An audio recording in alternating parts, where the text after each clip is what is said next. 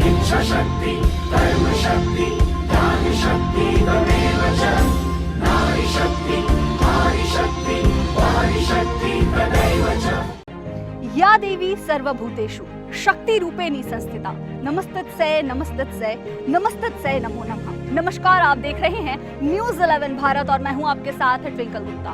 और आज नवरात्रि का पहला दिन है, यानी कि माँ दुर्गा की आराधना का और उपासना का पहला दिन। लेकिन ये सिर्फ माँ दुर्गा की आराधना उपासना का समय नहीं है, बल्कि नारी सशक्तिकरण को सेलिब्रेट करने का समय है। तो नवरात्रि के इस महापर्व को न्यूज़ 11 भारत नारियों को समर्पित करता है। स्वागत है आप सभी का इस कार्यक्रम में।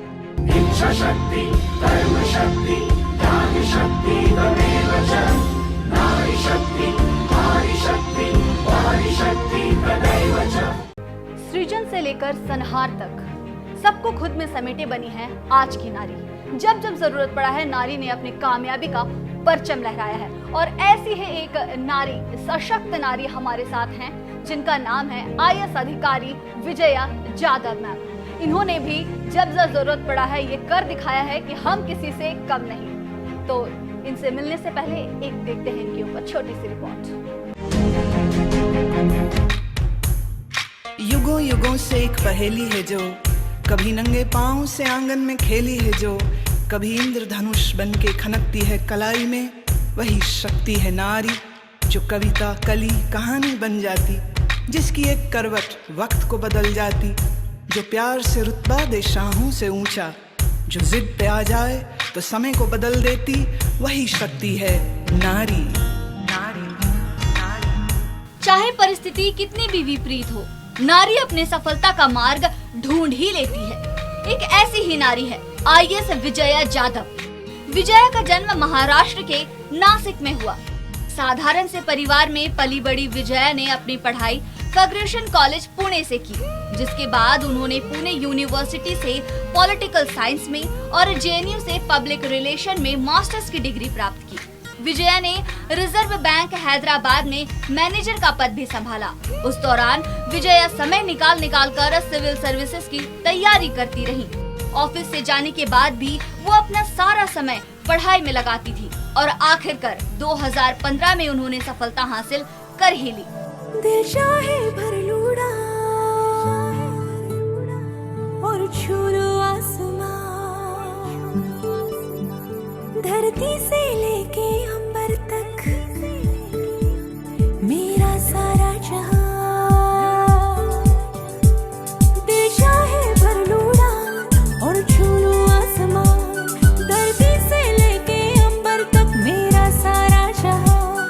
सच्चे सपनों का साथ है और ख्वाहिशें आजाद है, सच्चे सपनों का साथ है और ख्वाहिशें आजाद है, आशाओं के पर खुले हैं प्यारा है समा। विजया जाधव एक साहसी, बेखौफ और सशक्त नारी हैं और ये उन्होंने हर बार अपने काम से साबित किया है। विजया जब गिरिडीह में SDO का पद संभाल रही थी, तो उस वक्त उन्होंने अवैध कारोबार के खिलाफ जमकर छापेमारी की। विजया हजारीबाग की उप विकास आयुक्त भी रही और अब नगर विकास एवं आवास विभाग रांची के निर्देशक के रूप में कार्यरत है। विजया के परिवार ने उनका पूरा साथ दिया। विजया ने जिस निडरता के साथ काम किया, वो आज हर एक नारी के लिए मिसाल है। सब्र से रब ने तुझको सजाया, धूप धूप जग तू है साया, तेरे रूप में सब कुछ पाया। रह के ज़मीं पर आसमां तूने छुआ है, आसमां तूने छुआ है, आसमां तूने छुआ है, उड़ाने आसमां तूने छुआ है, आसमां तूने छुआ है, आसमां तूने छुआ है, उड़ाने। तो मिलवाते हैं आपको इस शख्सियत से और जानते हैं इनकी जिंदगी का सफर। तो मैम, पहले आपका बहुत बहुत धन्यवाद जो आपने न्यूज़ 11 भारत को अपना इतना कीमती समय दिया। Thank you so much. Ma'am, मैं सबसे पहले यही पूछना चाहूँगी कि घर की चार दीवारी से लेकर IAS तक का सफर आपने कैसे तय किया?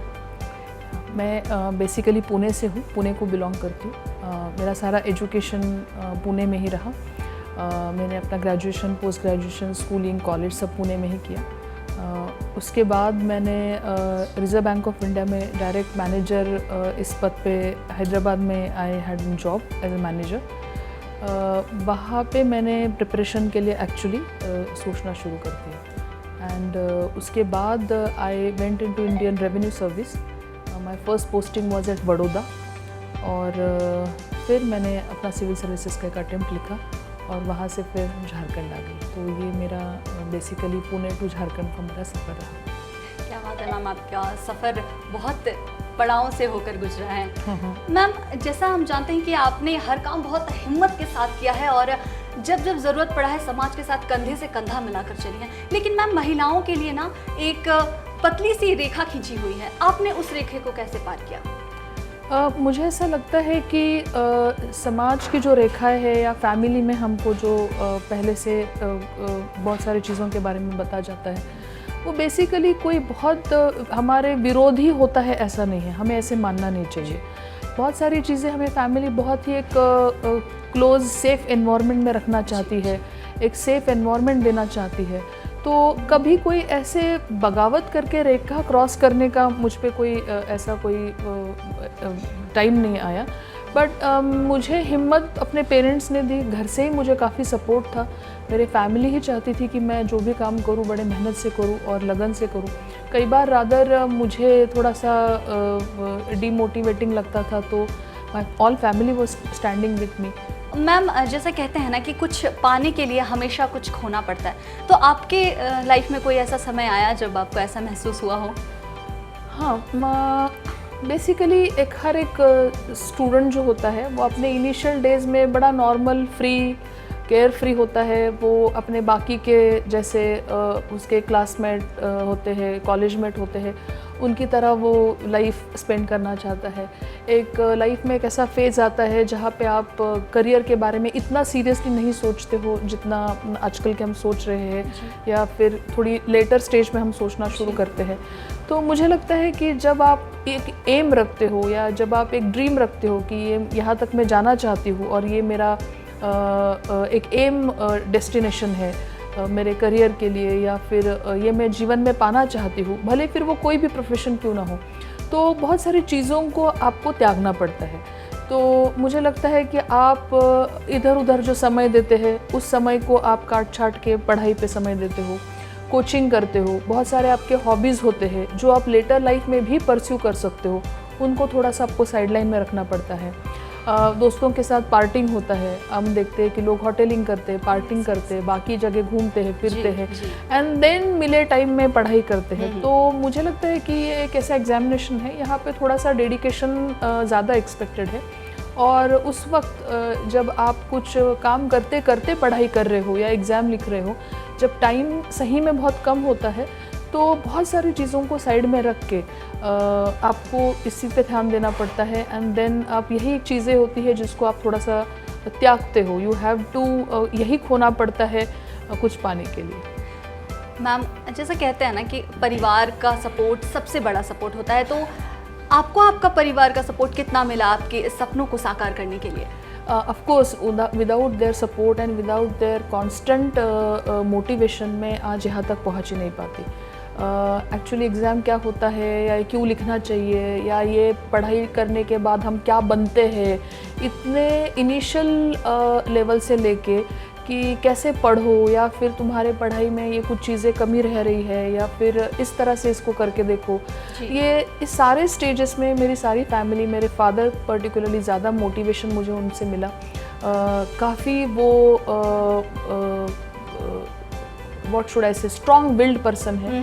मेरी माँ जो है उन्होंने मुझे कांस्टेंट सपोर्ट दिया, कभी मुझे कोई घर का काम करना नहीं पड़ा, कभी मुझे कोई ये कर लो, या लड़की हो तुम्हें ये करना पड़ेगा, या फिर सब करते हैं खाना बनाओ, इस तरह से कभी मेरे साथ नहीं था। और मेरी छोटी बहन है, छोटा भाई है, all we 3 siblings are brought up in the same environment. और एक व्यक्तित्व विकास, अपना एक पर्सनालिटी होना चाहिए, उस पर्सनालिटी में भी एक किस तरह से क्लास होना चाहिए, जो भी काम करो वो कितना मन से करो। तो लगता है लगभग सारे बच्चे इस फेज़ से गुजरते हैं, तो मैं भी इस फेज़ से गुजरी हूँ। मगर हमारी फैमिली जो होती है वो हम पे बिलीफ रख के बोलती है कि नहीं तुम करो, कोई बात नहीं, नेक्स्ट टाइम हो जाएगा। मुझे लगता है कि ये सपोर्ट बहुत ज़रूरी होता है कि अपने आप में हिम्मत होना एक बात है और अपने हिम्मत लाने वाले लोग अपने लाइफ में होना ये एक बहुत बड़ी मैम बात आपको कभी ऐसा फील नहीं हुआ बीच में कि नहीं अब मुझसे नहीं होगा, मैं ये नहीं कर सकती? हाँ, ऑब्वियसली हुआ था। जब मैंने अपना सेकंड अटेम्प्ट दिया था और मेरा ट्रांसफ़र हैदराबाद से जब मुंबई हुआ था, I was sitting at the central building of reserve Bank of India और तब मेरा जो क्वार्टर्स मुझे मिला था वो सांता क्रूज वेस्ट में था।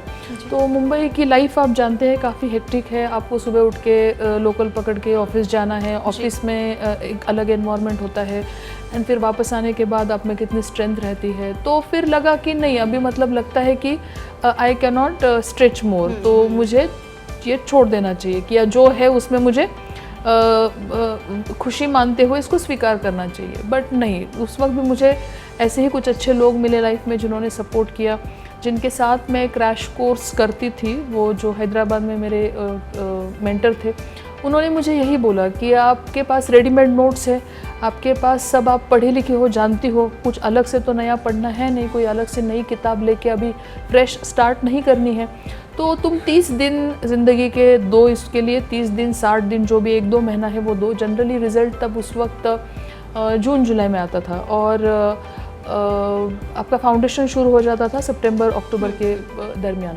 तो फाउंडेशन तुम मिस करो, कोई ज़रूरत नहीं फाउंडेशन करने की, IAS बनोगी तो फाउंडेशन ऐसे ही तुम्हारा मसूरी में होगा, तो तुम फाउंडेशन मिस करो और ये 30 से 60 दिन जो भी कोई है वो डेडिकेटेडली दे दो, आने वाले 30 साल तुम्हारी लाइफ बन जाएगी एंड एक तुम्हें अपने से सेटिस्फेक्शन होगा कि तुम्हें ये मिला।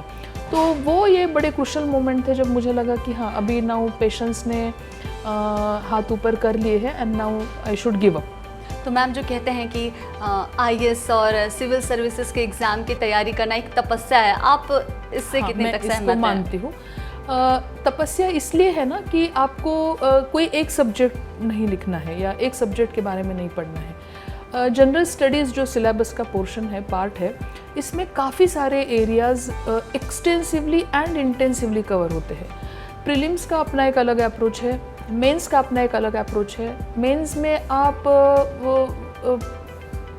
नया टेक्स्ट लेके हर दिन नहीं पढ़ते हो, कई बार आपके नोट्स रेडी होते हैं, उन्हीं को आपको रिवाइज करना होता है।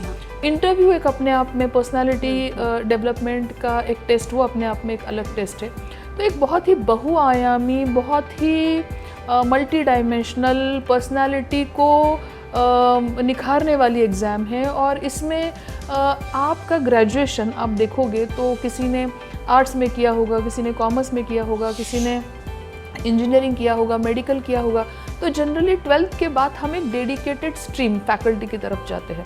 बट सिविल सर्विसेज की एग्ज़ाम ऐसी एग्ज़ाम है जहाँ पे आपको सारे सब्जेक्ट्स इक्वली उतने ही स्ट्रेंथ के साथ और उतना ही जनरल बेसिक अंडरस्टैंडिंग होते हुए पढ़ना चाहिए होता है। तभी आप एग्ज़ाम में जिस टाइप के सवाल आ रहे हैं उनको आप टैकल कर सकते हो। आपको इसको लगभग मिनिमम 1 साल 1.5 साल देना पड़ता है अच्छे से। उसके पहले की भी बेसिक प्रिपरेशंस होती है, न्यूज़पेपर रीडिंग होता है, जनरल चीज़ों के लिए अपनी एक लाइकिंग भी होना चाहिए कि सीरिया में क्या हो रहा है या मतलब एक कंप्लीट नॉलेज होना चाहिए एग्जैक्टली। तो इसके लिए you need good amount of time. तो when you want a time and you give your dedication, तो फिर अपने आप में ये पूरा रसायन तपस्या में कन्वर्ट हो जाता है। तो यहाँ पे रुकेंगे हम एक छोटे से ब्रेक के लिए और ब्रेक के बाद फिर हाजिर होंगे क्योंकि सवालों का सिलसिला जारी है।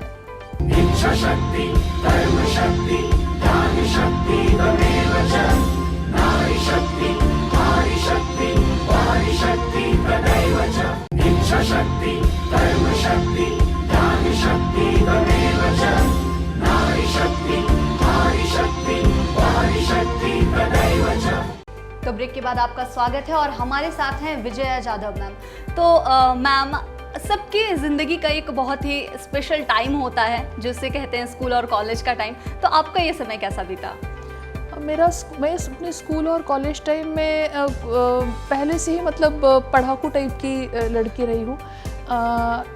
रादर मैं ही नहीं, मेरे भाई बहन भी इसी टाइप से रहे हैं और काफ़ी एक्स्ट्रा करिकुलर रीडिंग पे फैमिली ने ज़ोर दिया था पहले से ही। मतलब न्यूज़पेपर रीडिंग करना या फिर स्टोरी बुक्स हो गए या नई किताब आ गई तो उसको पढ़ लो या जनरल नॉलेज हो गया। मतलब पढ़ाई लिखाई और लाइक एक्स्ट्रा करिकुलर रीडिंग पे काफ़ी ज़ोर था।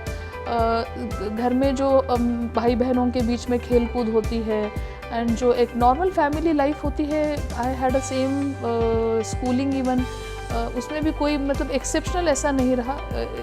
हर एक कंपटीशन में पार्टिसिपेट करते थे और अच्छे जगह पे पढ़ने का मौका मिला तो उस शहर के वजह से हम कुछ अच्छे स्पीकर्स, अच्छे फैकल्टीज़, अच्छे आर्टिकल्स, अच्छे इनपुट्स एक फॉर्मेटिव सालों में मिलते रहे स्कूल कॉलेजेस में। तो I think that also contributes a great in your foundation. तो मैम आपके कोई ऐसे फ्रेंड या फिर कुछ कोलीग्स ऐसे होंगे जो आपको लगा होगा कि हाँ ये बहुत सपोर्टिव हैं, जिनको आप आज भी श्रेय देती हैं आपको यहाँ तक पहुँचाने के लिए? ऐसे मैं अपने स्कूल के टीचर्स जो मेरे पहले से शुरू से रहे हैं, उनको लगता था कि ये लड़की कुछ करेगी आगे। तो मेरे टीचर्स मुझे आज भी याद आते हैं। अभी जब भी मुझे मौका मिलता है तो मैं कभी भी नहीं ये अपने आप में वो फीलिंग आती ही नहीं कि हम कुछ बने हैं वगैरह टाइप।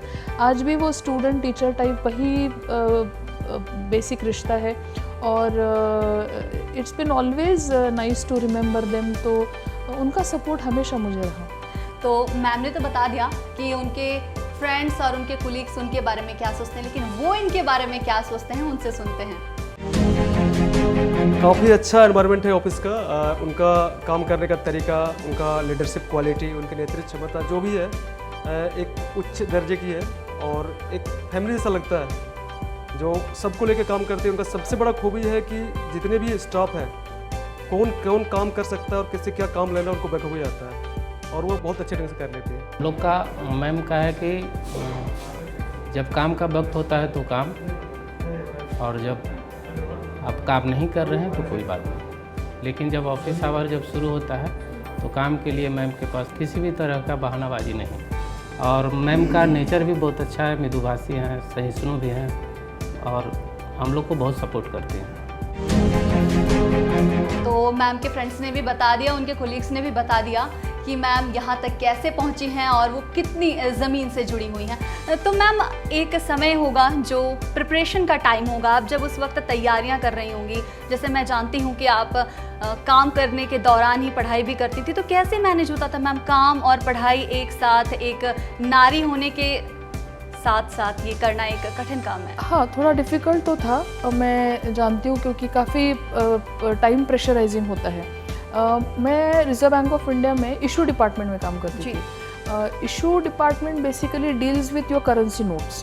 तो मैं जो करेंसी नोट आपकी होती है, आपके सबके पास जो 10 रुपये, 20 रुपये, 100 रुपये होते हैं, इसकी भी एक लाइफ होती है। जब ये नोट सॉइल्ड हो जाते हैं, सॉइल्ड यानी जो ख़राब हो जाते हैं, टूटते हैं, इनके काने कोपरे ख़राब हो गए हैं और अभी ये आगे सर्कुलेशन में नहीं लाए जाते, तो बैंक के करेंसी चेस्ट से ये लोग नोट्स वापस रिजर्व बैंक ऑफ इंडिया भेजते हैं, जहाँ currency verification and processing system में इसके काफ़ी महीन टुकड़े किए जाते हैं, इसको श्रेडिंग बोलते हैं। और एक उच्च तापमान के अंदर ये एक टुकड़े जब फ्लो होते हैं तब उनके ब्रिकवेट्स बनते हैं। तो ये श्रेडिंग एंड ब्रिकवेटिंग एक काफ़ी हाईली मैकेनाइज्ड प्रोसेस है और काफ़ी सिक्योरिटी ओरिएंटेड प्रोसेस है। तो उस वक्त जहाँ मैं हैदराबाद में काम करती थी तो it was literally working 2 floors down underground. तो मैंने 2 साल तक मैंने ना उगता सूरज देखा है ना ढलता सूरज देखा है। एंड लिटरली 18-19 कैमरे काम करते थे। तो मुझे याद है उस दौरान आप उस प्रोसेस में जहाँ आपका ये करेंसी वेरिफिकेशन एंड प्रोसेसिंग होता है, वहाँ पे आप ना न्यूज़पेपर कैरी कर सकते हो, ना किताब कैरी कर सकते हो, ना डायरी कैरी कर सकते हो, ना बैग कैरी कर सकते हो। लिटरली एक पेन होता है और आपके जो बेसिक चीज़ें, नेम का स्टैम्प हो गया वगैरह वगैरह, आपको कैरी करना है। तो इस प्रोसेस में मतलब जब आपने काम शुरू कर दिया तब दिन भर आप केवल घूम रहे हो, तब वो अंदर से लगता था कि काश मैं इस वक्त थोड़ा पढ़ लेती, काश इस वक्त मैं 2 दिन में कोई ये सब्जेक्ट कवर कर लेती। मैम बैंक का ये टफ जॉब और एक तरफ सिविल सर्विसेज की पढ़ाई जिसे तपस्या बोला जाता है, आपने कैसे मैनेज किया मैम दोनों एक साथ चीजें? मैं यही आपको कह रही थी कि जो वर्किंग डेज थे मंडे टू फ्राइडे, तो लिटरली ये वही जाते थे। तो मैं नेट से एनसीईआरटी के चैप्टर्स जो मैं चाहती थी मैं पढ़ लूँ या रिवाइज कर लूँ, उनको मैं डाउनलोड करके प्रिंट आउट निकाल के back to back print out या जो यूज पेपर से उन पर प्रिंट आउट निकालती थी and I used to read there. तो ऐसी है आज की नारी जो अपने सपनों को पूरा करने के लिए कुछ भी कर सकती हैं। तो मैम, जैसा देखते हैं कि जब भी एक नारी कोई सपना देखती है तो उसे पूरा करने के लिए उसे घर और सपने के बीच एक सामंजस्य बिठाना पड़ता है। आपके लिए ये कितना कठिन रहा या फिर आपने इसे कैसे किया? कठिन, देखिए, अगर आपने एक बार डिसाइड कर लिया है मुझे ये करना है तो बाकी के सारे इश्यूज आपको ऑटोमेटिकली सन्ड्री लगने लगते हैं और बाय ग्रेस ऑफ गॉड सारे वे आउट निकलते ही निकलते हैं।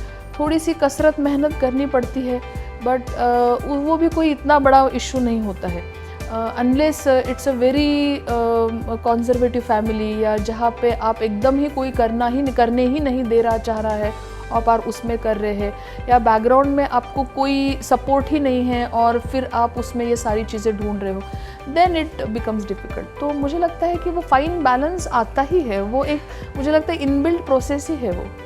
तो मैम, आपके हिसाब से आज की जो नारी है उसमें कौन कौन सी क्वालिटीज़ होनी चाहिए, मतलब ऐसी क्या क्वालिटीज़ होनी चाहिए जो उसे सक्सेस की तरफ ले जाए? बी इट एनी प्रोफेशन, आप चाहे किसी भी एग्ज़ाम या किसी भी प्रोफेशन या किसी भी काम के लिए आप मेहनत कर रहे हो, मुझे लगता है हार्ड वर्क, मतलब कष्ट उठाने की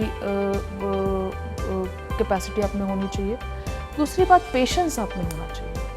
जैसे आप चाहते हैं कई बार चीज़ें उस तरह से होती नहीं हैं और आपके एक्सपेक्टेड रिजल्ट्स उस तरह से नहीं होते हैं, एक्सपेक्टेड टाइम में आपको रिजल्ट्स नहीं आते हैं, जो आप चाहते हैं वो नहीं होते हैं। कई बार वो हो सकता है मार्क्स हो, कई बार वो हो सकता है रैंक हो, कई बार वो हो सकता है कार्डर हो, कई बार वो हो सकता है पोस्टिंग हो, कई बार वो हो सकता है किसी पर्टिकुलर मेडिकल कॉलेज में या आईआईटी का एडमिशन हो, कई बार वो हो सकता है आपके प्रोफेशन से रिलेटेड भी अगर हो, तो ऐसे बहुत सारी चीज़ें होती हैं कि आपका एक मन में जो चाहिए वो नहीं होता है बट आपको डटे रहना पड़ता है, आपको पेशेंस रखना पड़ता है। आपको कभी ऐसा लगा कि आपने पेशेंस लूज कर दिया हो? हाँ, कई बार हुआ, जैसे मैंने पहले ही बोला था, कई बार हुआ हमको लगा कि नहीं, अभी मैं थक गई, अभी हो गया, मतलब अभी इट्स लाइक ओवर। तो मैम, आपने बहुत जगहों पे काम की है, जैसे आपने बताया कि बैंकिंग से लेके यहाँ तक का सफ़र, तो आपके हिसाब से मैम महिलाओं को क्या क्या फेस करना पड़ता है? हाँ, वो चाहे किसी भी राज्य की महिला हो, साउथ इंडिया की हो, महाराष्ट्र की हो, मेट्रोपॉलिटन प्लेसेस मुंबई दिल्ली की हो, या इवन झारखंड में मेरा प्रोबेशन खूंटी में हुआ, मेरा एसडीओ शिप गिरिडीह में थी, मैंने अपनी डीडीसी शिप हजारीबाग में की, अभी मैं निदेशालय में रांची में स्थित हूँ, तो ये एक राज्य की राजधानी है। तो जनरली हम कई महिलाओं से जब मिलते हैं, मिलने के लिए लोग आते हैं, आपके कलीग्स होते हैं, आपके घर में काम करने वाली बहुत सारी महिलाएँ होती हैं, तो मुझे लगता है कि कोई बहुत ज़्यादा डिफरेंस नहीं है। जनरली सारी महिलाओं को उन्हीं स्ट्रगल के थ्रू जाना पड़ता है, अपने फैमिलीज़ को संभाल के चलना पड़ता है, अपने जो इनकम है उनको वो फैमिली, अपने पीछे छोटे बच्चे भाई बहन हैं उनके लिए देखना पड़ता है, घर में कोई बीमार हो या कोई लायबिलिटी हो वो भी उनके कंधे पे होनी पड़ती है। कई बार उनको अपनी इच्छाओं को, आकांक्षाओं को मारना पड़ता है, साइड में रखना पड़ता है। कई बार इसी तरह से स्ट्रगलिंग फेज़ में आगे जाते जाते वो अपने डेस्टिनेशन तक पहुंच भी पाएगी कि नहीं, ये भी उनके अंदर एक हल्की सी कश्मकश होती है। ऐसी काफ़ी सारी दिक्कतें मुझे लगता है कि मैं ये देखती हूँ और लगभग 19-20 के फ़र्क से ऑलमोस्ट सारी महिलाएं इस प्रोसेस से गुजरती हैं। ओके मैम, तो आज का मेरे आपसे अंतिम सवाल है मैम कि नवरात्र का समय चल रहा है और न्यूज़ 11 भारत इसे महिलाओं को समर्पित कर रहा है, तो आप क्या कहना चाहेंगे आज की महिलाओं को, क्या संदेश देना चाहेंगे? हम नवरात्रि को एक बहुत ही श्रद्धा के साथ सेलिब्रेट करते हैं। हमारे यहाँ पे दश महाविद्याओं का कल्चर है, हमारी परंपरा रही है। तो मैं आज के लड़कियों को अगर ये देखा जाए तो मैं यही संदेश देना चाहूँगी कि each and every girl has a potential, हर एक में वो स्पार्क है, बस आपको अपने आप में विश्वास रख के उस स्पार्क को निखारने की ज़रूरत है, मेहनत करने की ज़रूरत है और आपको छोटे छोटे पड़ावों पे रुकना नहीं है, वो आपका पार्किंग है। जैसे लगता है आप गाड़ी चलाती है और आपको पार्किंग में सिग्नल लाइट पे रुकना पड़ता है, तो वो आपका डेस्टिनेशन नहीं होता है, वहाँ पे एक पॉज रहते रुकते हैं। तो कॉम्प्लेसेंसी मत लाइए, अपने आप में मेहनत करने का जज्बा लाइए, अपने आप में फर्म बिलीफ रखिए, चाहे आपको कोई भी कितना भी पीछे खींचे, आपको कितना भी निगेटिव एनवायरनमेंट से जाना पड़े, आपको कोई भी बोले नहीं तुमसे नहीं हो सकता या नहीं कर पाओगी या फिर तुम कहा वो कहा टाइप का कंपैरिजन हम सुनते हैं, don't go into this words, don't go fall into the trap of this negativity, have a firm belief in yourself and I think एक दिन ज़रूर ऐसा आएगा कि आप जो चाह रहे हैं वो आपको मिलेगा और तब जो खुशी होगी वो बहुत इम्पॉर्टेंट होगी। मुझे लगता है डेस्टिनेशन से ज़्यादा इम्पॉर्टेंट वो जो जर्नी होती है जिसके थ्रू हम आते हैं वो ज़्यादा खुशी देती है कि हाँ मुझ में वो काबिलियत है और मैं यहाँ तक आ गई। It was all from mind, it is all with in your mind. तो ये आपका सब मन से है।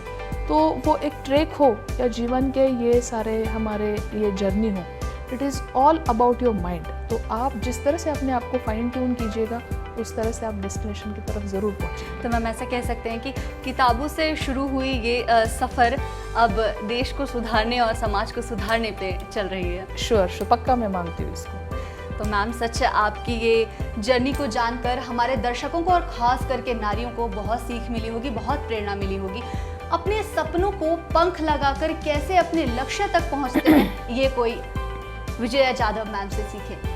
तो मैम आपका बहुत बहुत धन्यवाद अपना कीमती समय देने के लिए और न्यूज़ 11 भारत की तरफ से आपको नवरात्रि की ढेरों शुभकामनाएं। आपको भी और हमारे सारे प्रेक्षकों को भी नवरात्रि की ढेर सारी शुभकामनाएं। धन्यवाद।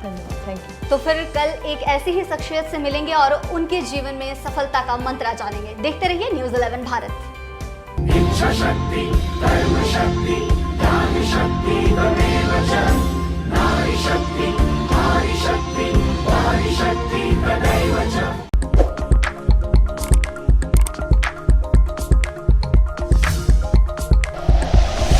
Like and share videos, subscribe करें हमारा चैनल और प्रेस करें बेल आइकॉन। न्यूज़ 11 भारत, सच है तो दिखेगा।